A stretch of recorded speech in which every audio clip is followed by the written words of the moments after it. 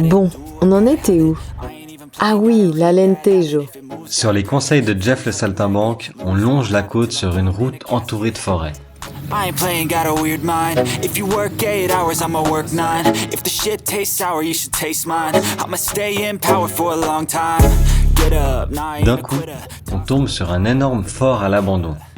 On commence par faire le tour en moto pour repérer les lieux. To the highest bidder. Got juice, got gas, I'ma move fast. New shoes, new tracks, like who's that? Et ensuite, place à l'urbex.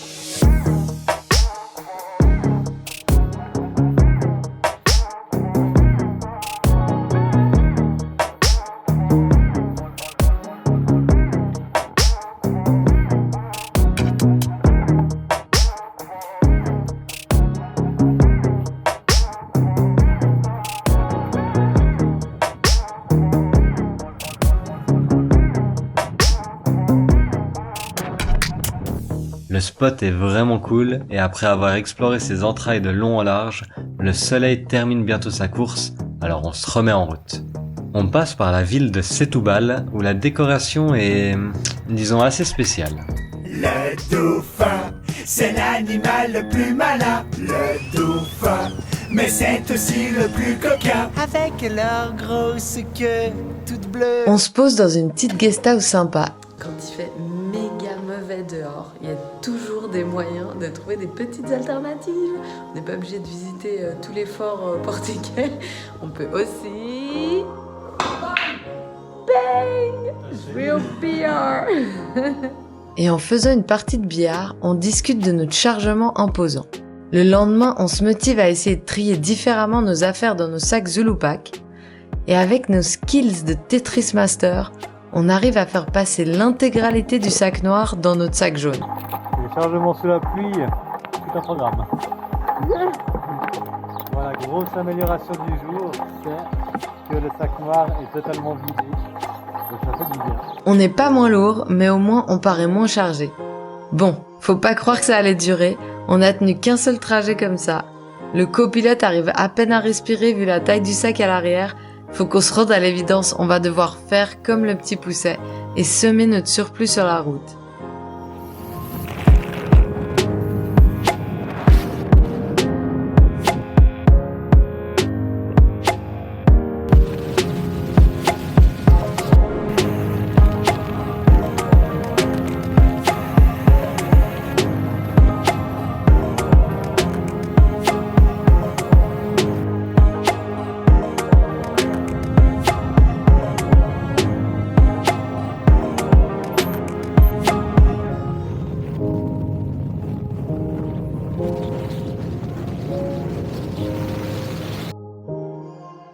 Grâce à la gentillesse d'Andrea et de sa famille, ils nous invitent à découvrir leur petit village dans la région de l'Alentejo.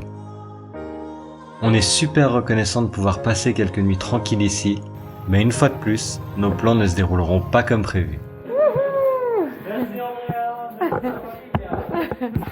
Notre séjour à Entradas a été plutôt surprenant, on va dire. 14 jours qu'on va vous compter en 4 actes. La première semaine à Entradas est plutôt particulière. On découvre ce petit village de 700 habitants sans en croiser un seul. On erre dans ce magnifique hameau coloré avec une sensation paisible et à la fois étrange. Les rues sont vides, les places sont vides. On se sent seul au monde. On fait semblant qu'on est seul, mais en fait on n'est pas seul, il y a des voitures. On se balade à pied avec Falcor pour découvrir un peu plus cette belle région et s'imprégner des lieux.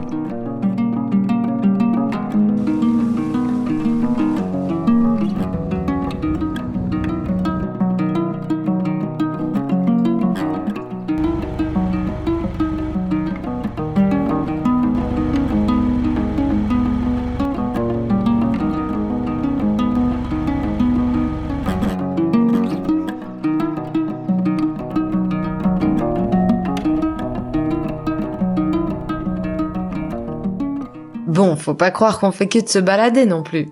On passe aussi des journées et soirées dans la cuisine afin d'avancer nos vidéos et projets. On doit aussi envoyer pas mal de fichiers vidéo assez lourds en ligne, donc on passera de longs moments à alterner entre la 3G poussive de la place devant l'église et la bibliothèque du village où on aura vraiment l'impression de faire un agréable voyage dans le temps avec des vieilles machines tournant encore sous Windows XP. C'est envoyé. Et voilà comment on envoie des fichiers un petit peu lourds. Puis, un événement vient totalement changer la donne.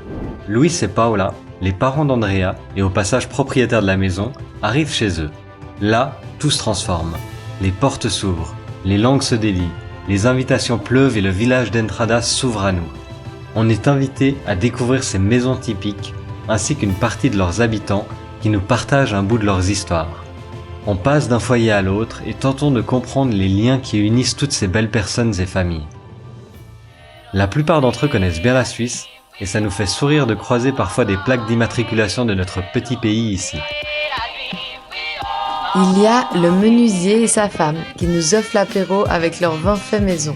Et dans le bar du coin, Luis nous offre du miel de Joachim Martins, l'apiculteur qui exploite des ruches ayant appartenu au père de Luis. Et également Isabella, l'épicière à qui on éveillera la curiosité par notre façon de consommer et nos refus de sacs plastiques. Bien sûr, Philomena et son mari Enrique qui nous ont accueillis, chouchoutés et nous aideront même à améliorer nos sacoches SW Motec pour lui ajouter 2 accroches et ainsi le transformer en sac à dos lorsqu'on doit le prendre avec nous.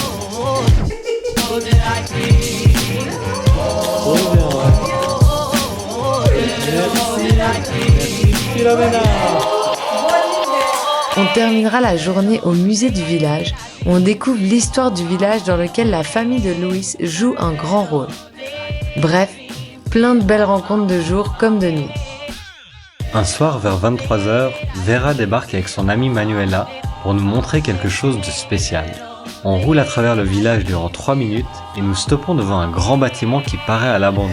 On entre et nous voilà au paradis de la gourmandise. Ça nous rappelle des bons souvenirs de fin de soirée où on se remplissait de gras et de sucre avant de s'offrir un repas bien mérité. Le gras, c'est la vie.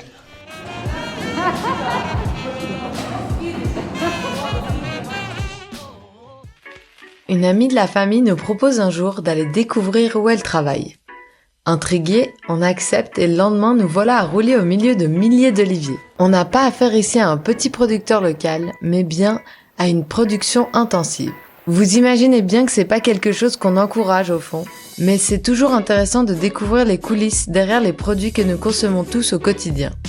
On se laisse donc porter par les différentes étapes et aspects de la production d'huile d'olive dans cette énorme entreprise portugaise produisant pour l'Espagne. On a souvent du mal à suivre les logiques économiques qui prennent les devants des besoins écologiques et locaux et qui font que, comble de l'ironie, dans l'épicerie du coin, on trouve de l'huile d'olive d'Espagne. Ça me fait me poser beaucoup de questions de me dire que chaque pays exporte dans un autre au lieu de consommer chez lui le produit, quoi. Business. Ouais. Voilà l'âme d'enfant de Vincent qui a pas su résister à l'appel de ma pelleteuse. Flash info, on a le corona. Nata se sent vraiment pas très bien et on apprend qu'on a été en contact avec des cas positifs. La chaleur du Sahara qui m'a rejoint. Écoute Nata du passé, 3 mois plus tard t'es dans le Sahara et franchement t'es pas prête. On s'enferme dans la chambre pour qu'elle se repose et je sens l'épée de Damoclès au-dessus de ma tête. Je décide donc, tel un prisonnier condamné à mort, à m'accorder un dernier moment de fun avant de moi aussi être cloué au lit. J'enfourche pas le corps et pars explorer les alentours d'Entradas à la recherche de pistes off-road.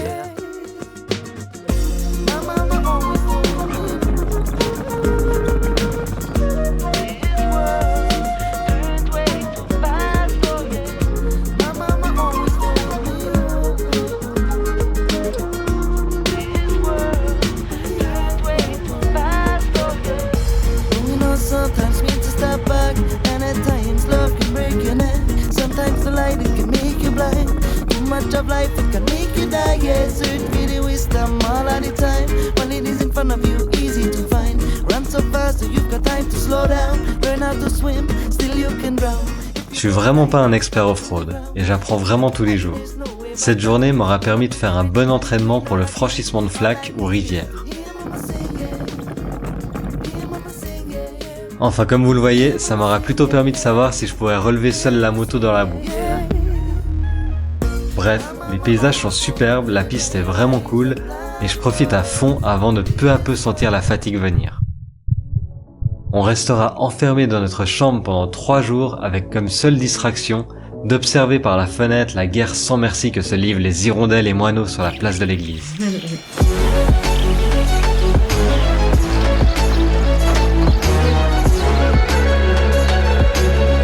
On profite de notre repos forcé pour concocter une petite blague de 1er avril sur Insta.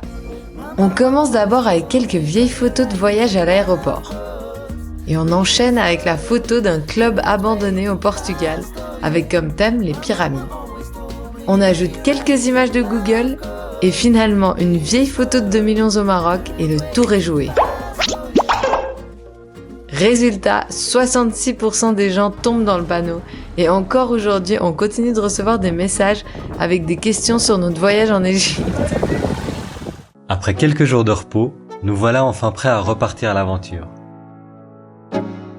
Muito obrigado à la famille Costa Matos de nous avoir ouvert les portes de leur maison et de leur village. On pacte nos affaires et chargeons Falcor, et nous voilà à descendre finalement vers l'Algarve. Quand rien n'est prévu, tout est possible. Et cela en grande partie grâce aux rencontres que le voyage met sur notre route.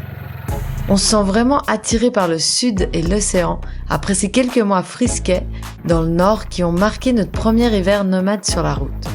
On roule alors plein sud et on tente d'imaginer où on souhaiterait passer notre prochain hiver. Mais tout ça, c'est une autre histoire. You're never gonna look back, 'cause damn I was built to last.